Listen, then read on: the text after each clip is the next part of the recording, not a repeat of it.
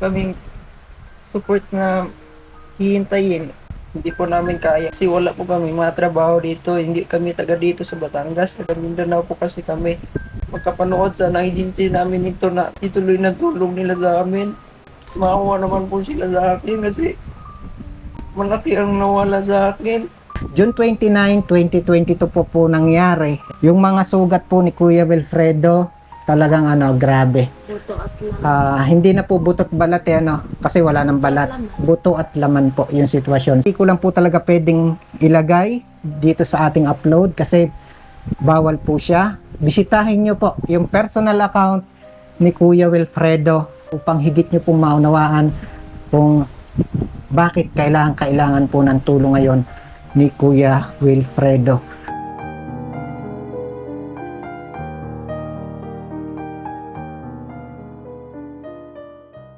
Kumusta kayo dito? Lang Po. po. Kuya Wilfredo, kumusta ikaw?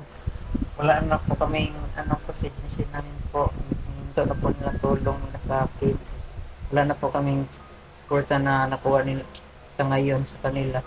Yung sinasabi mo dating weekly ay 2,000, wala na yan? Opo, hinto na nila kasi 2 taon na daw sila nagsusuporta sa akin. Paano nila sinabi sa yung ititigil na? Sabi ng nila na, sabi ng ano, ng kasama ko po, yung nagbibigay ng po, ng 2,000 sa amin, nasabi daw, hininto na daw ni Sir daw ang tulong daw nila sa akin, panggamot. Kasi po daw, 2 taon na daw sila doon nagbibigay sa akin. Yun lang sabi nila po sa akin po. Pero hindi ko po nakausap po kasi yung GC namin. Pero kailan pa sila kailan nag-umpisa na hindi na sila nagbigay? Pagkatapos ng year, hindi siya nagbigay. Hindi na talaga. Opo. Paano kayo ngayon? Wala na. Hindi po. Ang sa amin sana po kung mayroon na pumasayo papunta ng Maynila po. Punta po ang mama ko po at ang partner ko Sa po balik para ulit sa Rapid magsusumbong na lang sila si Senator Rapitol po na ito na nila ang tulong sa akin po. Kasi di ba nabanggit nyo dati na nanggaling na talaga kayo kay Senator? Opo. Nakapunta na kayo kay Senator? Tulong po na sila noon. Oo. Ngayon hindi na sila nagbigay sa akin. Pupunta na sila ng Maynila para po makahingi po ng tulong doon para makausap ng agency ko po na ituloy sana ang bigay nila ng panggamot sa akin kasi wala po kasi kami pambili ng mga gamot po dito kasi hindi kami taga rito. Tapos nagre-renta pa kami ng bahay dito. Plus ang inasahan namin yung 2,000 lang na weekly po ang inasahan namin para makabili ng gamot ko po pero hininto po nila. Hindi ko lang po talaga pwedeng ipakita through vlog yung sitwasyon po ng kanyang mga sugat pero grabe po. So ayun, para higit nyo pong maunawaan kung kung ano po talaga yung sitwasyon ni Kuya Wilfredo, kung ano po talaga yung kalagayan niya, kung bakit nasasabi ko palagi na sobrang kailangan ng tulong at talagang hindi po maganda yung kalagayan. Kasi kailan pa nga nangyari yun? Opo. June, July. June 29, 2022. June 29, 2022 po nangyari. And then, yung mga sugat po ni Kuya Wilfredo, talagang grabe. Buto at laman. Hindi na po butot balat kasi wala nang balat. Buto at laman po yung sitwasyon. Sobrang nipis na po ng kanyang mga hita, mga binti.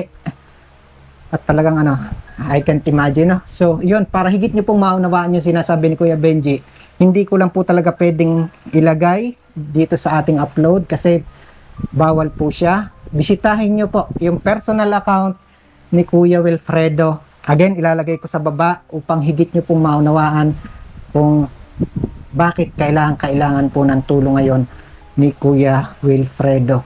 So, ang problema lang kuya para makapunta ng Manila ay Masahe lang po sana ng mama ko po at partner ko po para makapunta doon sila sa Maynila para makahingi ng tulong. kasi kung tutuusin parang follow up na, di ba ate? Kasi dati naman nanggaling na kayo doon. Punta po kami kay sa Rapid.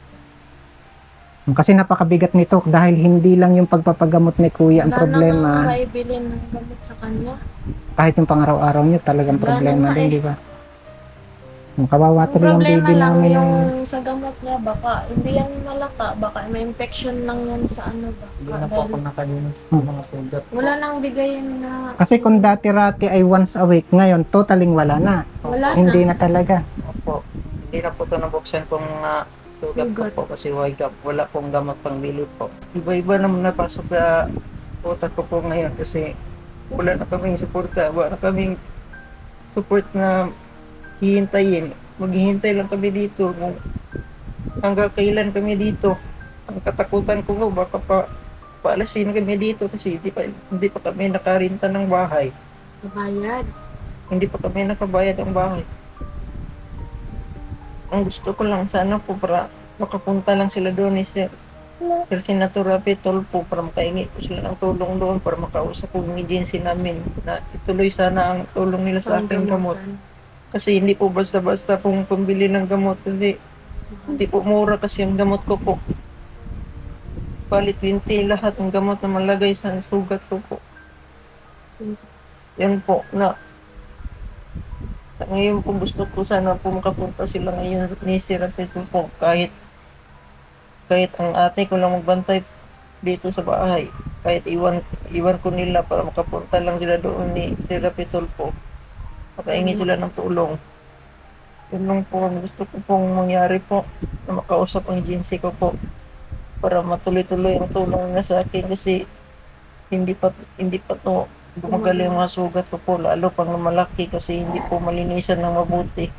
Parang kung titingnan, malaki na rin naman ang naitulong, mahaba ng panahon. Kaya lang ang problema talaga dyan, yung naging damage, sobrang laki. Nakakalungkot isipin, sabihin Kuya Wilfredo, nabiyayaan ka ng pangalawang buhay pagkatapos nung trahedya, kaya lang, wala, parang naging bilanggo ka na rito sa higaan mo eh. Kasi talagang grabe talaga yung niya. Sakit Kasi na daw po, yung yung una talaga na pagkalawa ko pag-hospital, gumaling na sana to. Pero pinalabas man kami ng agency namin kasi mayroon na silang hospital na nakita na puntahan namin sa Davao. Pagkatapos hindi pala Davao, doon na pala sa Cagayan de Oro po. Yun po ang sabi nila, dadalhin daw ako sa Davao. Doon daw ako operahan. Pero katapos nun, hindi na tinuloy ang pagpunta ng Davao. Doon lang ako pinasok sa Cagayan. Sa ngayon ba Kuya Wilfredo, nakikita nila yung sitwasyon mo? O nakukumusta nila kung anong, kung anong status? Nakikita nila yan? Opo. Na ganyan kagrabe? Opo. Nagsisend naman kami sa kanila. Nagsisend naman kami ng mga picture sa kanila at saka video niya. Yung sitwasyon. Gaano kalaki yung kanyang sugat at saka yung kanyang sitwasyon. Parang wala lang din sila. Kasi grabe po talaga. Hindi ko lang talaga pwedeng ipakita. So, ayun. Talagang yun. Yung sitwasyon po kasi ni Kuya Wilfredo, talagang halos wala na akong masabi. Personal na nakikita, talagang grabe. Ayun. Again, para higit nyo pong maunawaan yung kalagayan, bisitahin nyo po yung personal account ni Kuya Wilfredo kasi dun po makikita yung kanyang sitwasyon. Hindi, eto kuya, sana'y makatulong dun sa sitwasyon nyo. Yan, pinabibigay ulit ni mama, pinabibigay nila. Ito kuya, ito ay 2,650.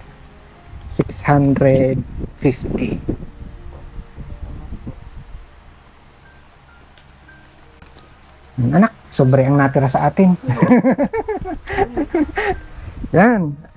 At pasasalamatan natin, yan, yan Kuya Wilfredo ay galing. Yan. Maraming salamat po. Account number 7149-150 at kay Ma'am Sen Valencia, 2,500.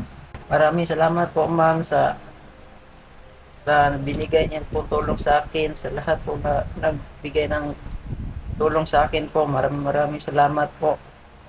Gusto ko lang po na makapunta lang po mama ko po doon sa Maynila po. Magamit na po to nila para papunta doon sa Maynila po. Malaking tulong na po to sa amin po para makausap po namin ang agency po namin na sana ituloy sana nila ang gamot ko po kasi wala po kami pang biling gamot po dito. Kasi sobrang mahal kasi ang mga gamot ko po. Hindi po namin kaya kasi wala po kami mga trabaho dito. Hindi kami taga dito sa Batangas. Taga Mindanao po kasi kami. Sana po magkapanood sa ng agency namin ito na sana tulungan ituloy na tulong nila sa amin. Maawa naman po sila sa akin kasi malaki ang nawala sa akin. Sana ituloy nila ang tulong nila sa akin para magaling na po ako para makaupo naman po ako kasi alas mo 2 taon na po ako nakahiga. Sana po sa lahat ng tumulong sa akin, maraming salamat po sa inyo. God bless po sa inyo. Malaking bagay na po to ng tulong niyo sa amin. Kasi ngayon talaga wala na kami kasi po ininto ng agency namin ang tulong nila sa akin. Yun lang po, God bless po sa inyo. Again mga kababayan, para masigit po nating makatulungan si Kuya Wilfredo, please share this video po. Paano yung pagkain nyo dito? Naglugaw na kami kanina. Ha? Naglugaw na kami kanina. Kasi wala kaming bigas. Lugaw lang po para marami po. Para kami po lahat makakain. Eh ngayong nagtanghalian kayo o yung pa rin lang talaga kinain nyo kanina? Wala pa po ngayon po. Kanina ng umaga po. Kunti lang kasi ang natira ng bigas sa amin po. Tapos kung hindi kami dumating ngayon, wala pa rin sigurado kahit yung hapunan nyo mamaya. Wala po.